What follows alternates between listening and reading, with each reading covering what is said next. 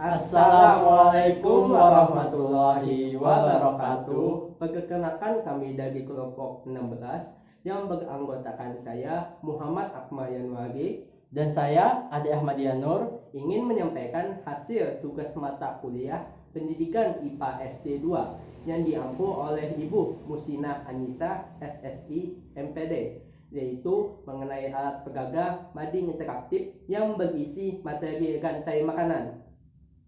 Sebelum membahas mengenai alat pegagah, di sini saya ingin menyampaikan latar belakang pembuatan alat pegagah ini.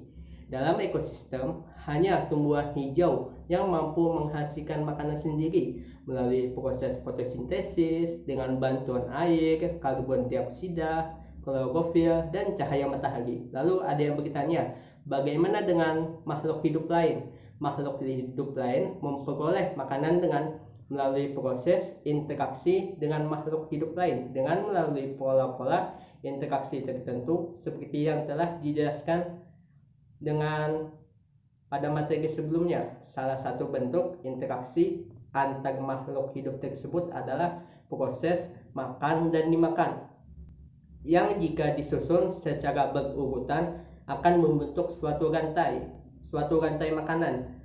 Dalam pengertiannya, rantai makanan adalah peristiwa makanan dan dimakan antara makhluk hidup dengan urutan tertentu.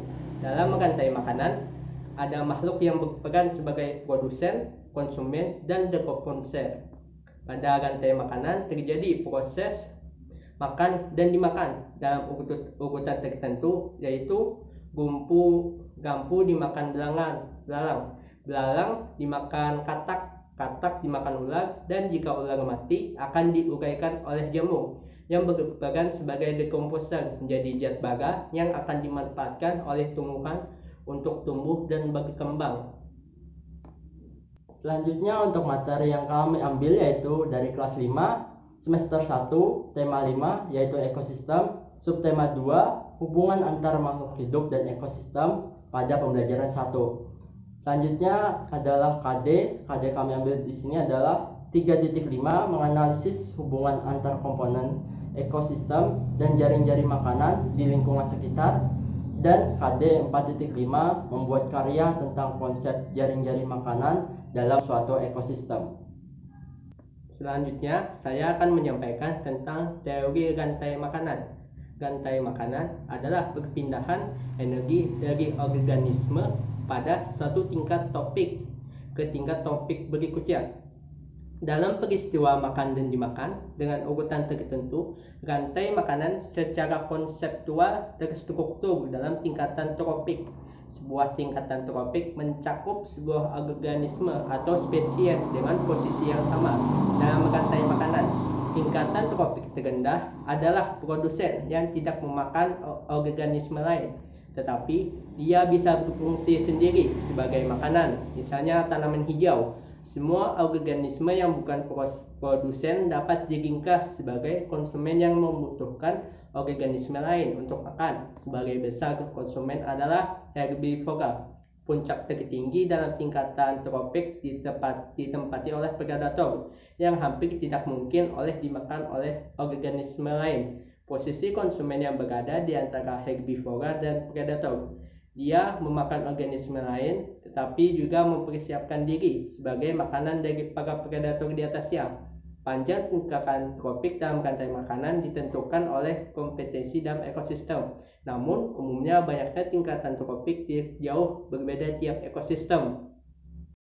Nah, dalam rantai makanan terdapat dua jenis dasar rantai makanan berdasarkan jenis mata rantai pertamanya, yaitu yang pertama rantai makanan rerumputan atau grazing food chain, yaitu rantai makanan yang diawali dari tumbuhan pada tropik awalnya, misalnya tumbuhan herbivora, karnivora, omnivora, dan yang terakhir detrivora. Lalu untuk rantai makanan dasar yang kedua yaitu rantai makanan sisa atau detritus food chain, yaitu rantai makanan yang tidak dimulai dari tumbuhan tetapi dimulai dari detrivor atau organisme pemakan sisa rantai makanan.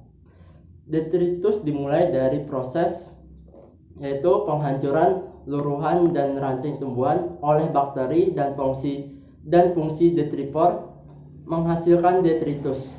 Hancuran bahan organis atau detritus ini kemudian menjadi bahan makanan penting atau nutrien bagi cacing lipan, crustacean, dan lainnya. Misalnya detritor, herbivora, karnivora, dan yang terakhir omnivora.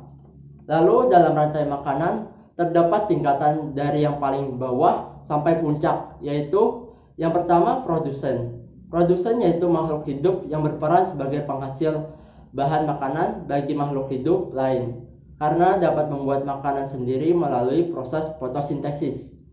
Yang kedua yaitu konsumen. Konsumen adalah makhluk hidup yang bertindak sebagai pemakan, dapat dibedakan menjadi tiga, yaitu konsumen pertama biasanya berasal dari golongan hewan herbivora, contohnya kelinci, kambing, sapi, katak, tikus, dan sebagainya.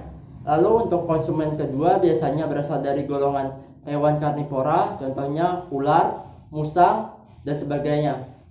Yang terakhir konsumen ketiga biasanya berasal dari golongan hewan karnivora dan omnivora dan biasa disebut konsumen puncak, contohnya elang, singa, buaya, dan sebagainya. Lalu selanjutnya adalah pengurai. Pengurai adalah makhluk hidup yang menguraikan kembali zat-zat semula terdapat dalam tubuh hewan dan tumbuhan yang telah mati. Dalam pembuatan media interaktif, pastinya ada alat dan bahan untuk membuat alat pegaganya. Di antaranya yaitu kardus, gunting, lem, double tape, karton, penggaris, cutter, lakban, kertas hasil perinan, dan juga kawat.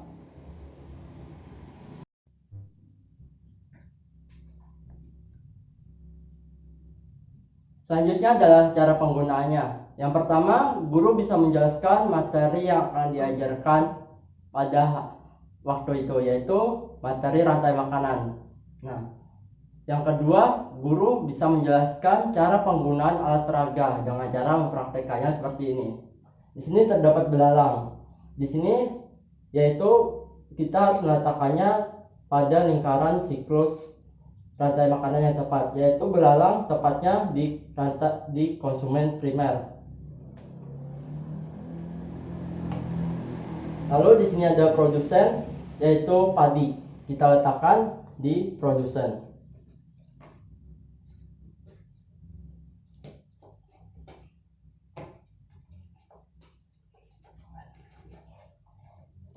Lalu dan sebagainya. Lalu untuk rantai makanan laut juga seperti itu. Di sini ada plankton, kita letakkan di plankton.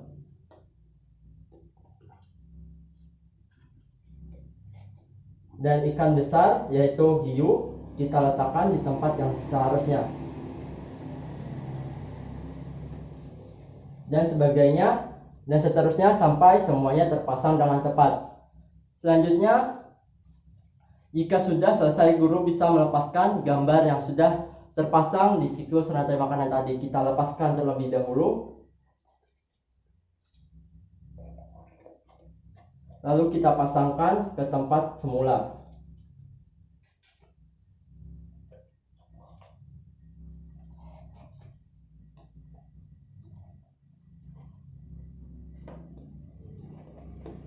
Nah, jika sudah, selanjutnya guru bisa menggunakan metode pembelajaran talking stick untuk menentukan siswa yang maju ke depan untuk meletakkan gambar yang tepat pada mading interaktif ini.